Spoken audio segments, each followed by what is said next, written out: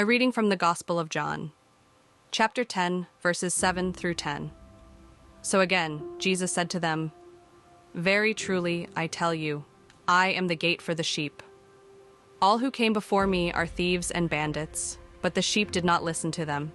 I am the gate. Whoever enters by me will be saved and will come in and go out and find pasture. The thief comes only to steal and kill and destroy. I came that they may have life and have it abundantly."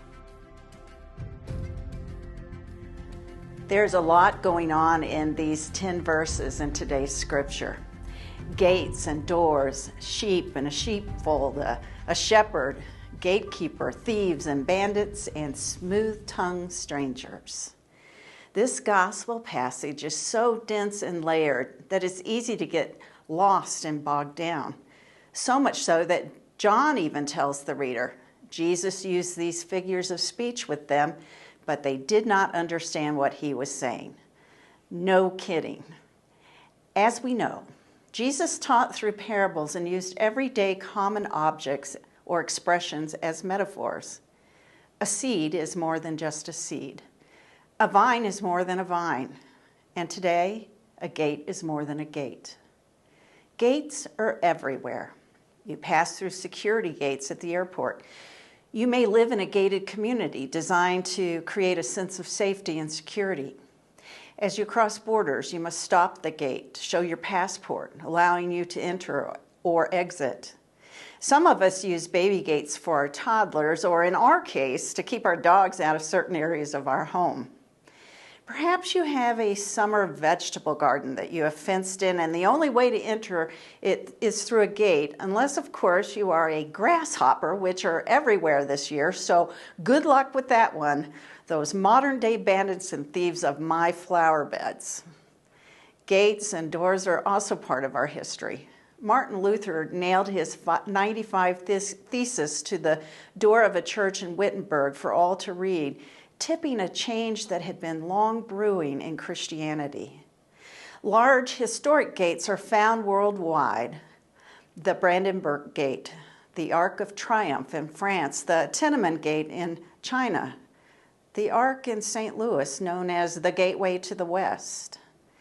Big and small doors, historic city gates and garden gates are found around our globe. Jesus knew what he was doing when he used the concept of a gate as a way to say, "This is who I am." Because in ancient times, the city gate was one of the primary locations in walled cities. Kings and emperors made announcements at gates. Soldiers stood watch at gates to keep the intruders at bay. Gates were where the poor and the infirm laid on mats to beg for help.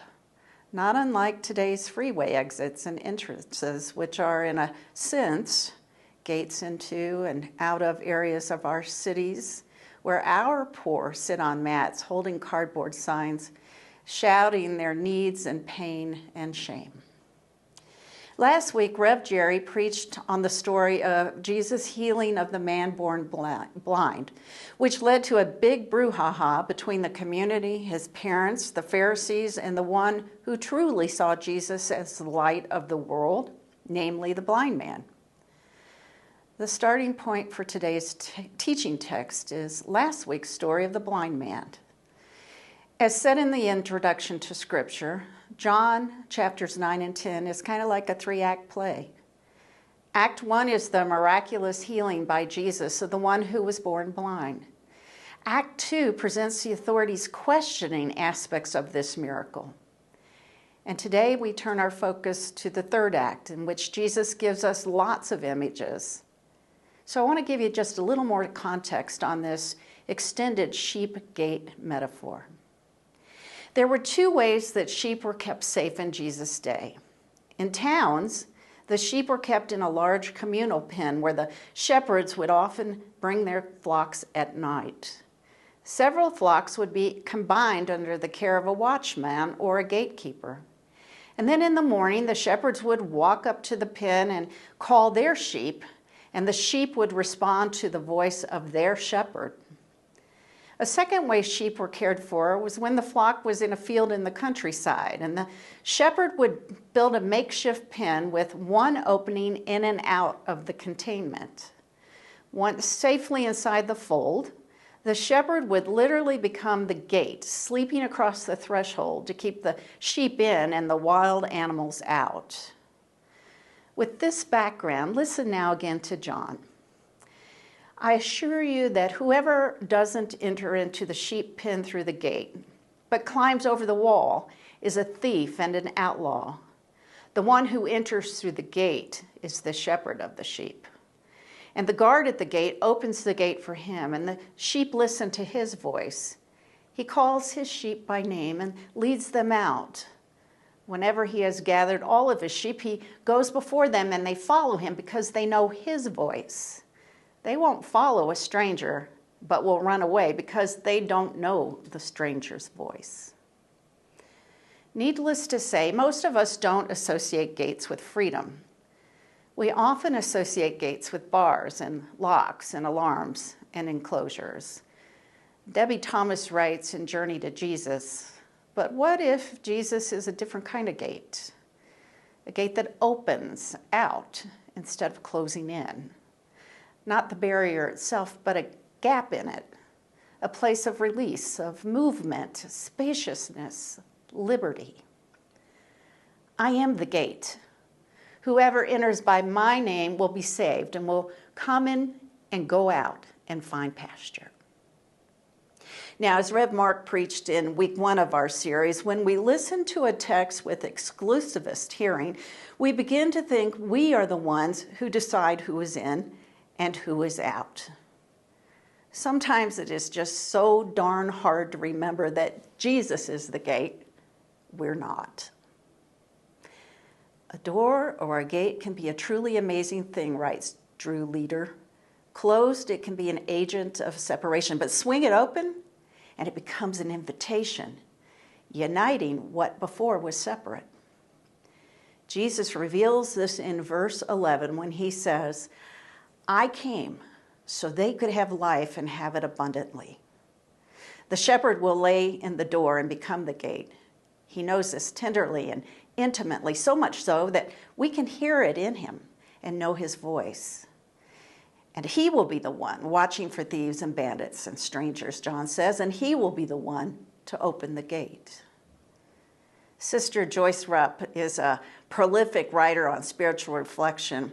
Her book, Open the Door, A Journey to the True Self, takes you by the hand and walks you into a deeper relationship between your soul and the shepherd whose voice you know. I love how she speaks of Jesus in today's text. She says Jesus is the gate, and he is also the opener of the gate. I love her choice of words, opener. You know, Jesus by trade is an opener. He opens the eyes of the blind. He opens the ears of the deaf. He opens the hearts of those who are searching. He opens the minds of the skeptic. I look at my own life, and I'm always amazed at how the Holy Spirit helps me continue to unfold and grow as each day Jesus opens doors and gates to mercies, goodness, and grace. Jesus opens the door. Jesus says, I am the gate, and offers us an opening. But we are the ones who must walk across the threshold. And you know what happens when we do? We grow in our likeness of the Christ, and we too become openers of gates and doors into this world. For well over a decade, a group of Christians have gathered every Sunday at Friendship Park, a plaza along the U.S.-Mexico border that's south of San Diego and north of Tijuana, where at that wall they hold worship as part of the border church. This tenacious little church has moved from meeting across a chain link fence to now connecting through small gaps in a cold steel barrier wall. Passing through the steel gaps are signs of peace, prayer, bread, and wine. This border church is not a snug, secure sheepfold. This is about as raw and charged an area as you will find on earth, And it is one of those places where gaps serve as gates open, even as walls try to contain. Reverend Amy Freecolm wrote an article for the Christian Century of her experience visiting the border church. While much of the article speaks to the tenacious nature of this weekly gathering through all types of obstacles, it is, as you might guess, the presence of each other in community that tells the real story. She writes, as we passed the peace pinky to pinky, I noticed a man on the other side who was wearing a Mexico soccer jersey and was pressed up right against the wall. We touched pinkies. Later, I stood near him while the benediction was being read. There were tears in his eyes, and so there were also tears in mine. In English, he asked where I was from. I said, Colorado. I asked where he was from, and he said, Guadalajara, almost 1,500 miles from Tijuana. By this, I guessed that he was a deportee, though I didn't know that for a fact. It was strange to cry together on either side of the wall without knowing each other's stories. I imagined that he was separated from family, from people he loved, from the life that he had once had. I didn't ask his story, and the park was closing soon, and we would have to begin the 2-mile hike back to our cars. Later, one of the hikers confirmed my instinct. He told me that many deportees come to the border church to experience a moment of connection across the border. He told me of a mother who lives in a shelter in Tijuana. She was deported from North Carolina, but her 2 children still live there. So coming to the border church was a way for her to reach across those miles. You know, I'm not naive. Immigration is a complicated issue in a broken system with political, social, and economic implications on both sides of the border, which must be addressed. There are, as we know, complicated border and territorial issues across this globe, not just our southern border. As Christians, how can we work to not dehumanize our brothers and sisters as these hard questions and decisions are wrestled with? The abundant life is the vision Jesus has for all of us. And there are those who will try to convince us differently. But he said it. He said, I come so you might have life, abundant life. I am the gate, said Jesus. I was a child of the 1960s, you know, back in the days of transistor radios and 45s. When I was 11, 12, and 13, there were some great songs on the radio, and one of my favorite things to do was to stand in front of a mirror with a hairbrush and belt out those songs. For instance, who remembers, when you're alone and life is making you lonely, you can always go downtown. Yeah, Petula Clark. Or Burt Bacharach and Hal David had some songs. What's it all about, Alfie? And then there's that melodic song penned by the 2 songwriters and first performed by Jackie DeShannon. And though it's a bit dated, it is still one of those refrains that pops up in my memory from time to time. What the world needs now is love, sweet love. It's the only thing that there's just too little of. What the world needs now is love, sweet love. No, not just for some, but for everyone. What the world needs now is love, sweet love. Yes, my friends, we do. In spite of the ugly ways that humans can treat one another, love is the greatest of these. Unselfish people reside everywhere. They love unconditionally, dedicate themselves to alleviate suffering, are willing to give their all for another, intent on being life givers and spirit transformers. These are not do-gooders, holier than thou people. No, this kind of love is seared by trials, purified by personal growth, shaped by persistent rededication and self-giving that goes beyond required duty. Each day, people on this planet open the gates of their hearts and love pours forth. No matter how discouraged we might get about the world's violence and hatred, remember that generous love thrives in kind souls and expresses itself daily. Selfless love does not come about overnight. For most, it takes a lifetime of effort. Yet nothing is more central to Christian life than other-centered love. This is the first and last vocation of every Christian, says Sister Joyce Rupp, to love. And all other vocations are only a shell in which this vocation to love is protected. Love and love alone can make life welcome to us.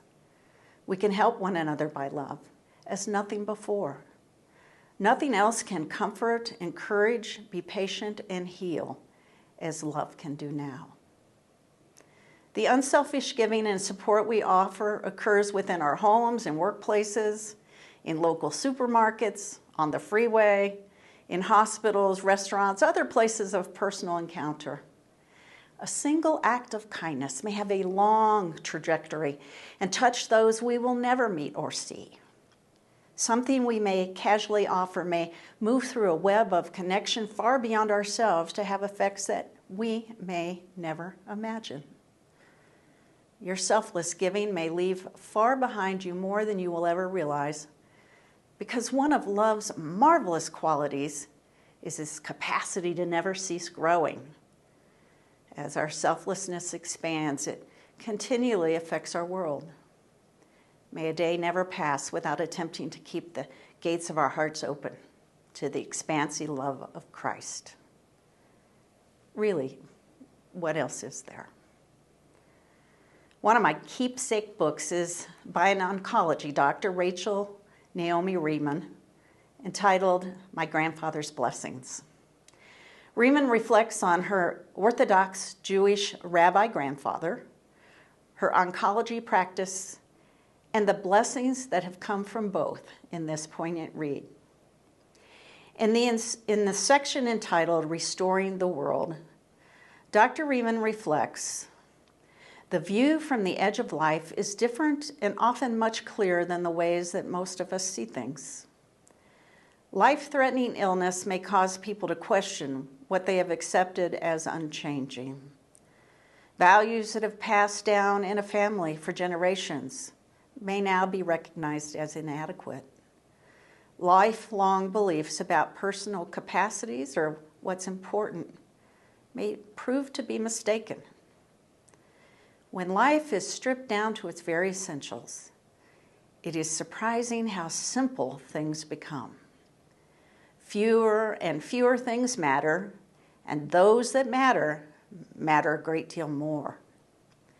As a doctor to people with cancer, I have walked the beach at the edge of life, picking up this wisdom like shells. Some of those who have had a near-death experience, who have actually set foot over the edge and then returned, have had an additional insight. Their experience has revealed to them that every life serves a single purpose. We are here to grow in wisdom and to learn to love better. We restore the holiness of the world through loving kindness and compassion. And everyone participates. It's a collective task. Every act of loving kindness, no matter how great or small, repairs the world. All those ever born have been invited to share this collective work since the beginning of time.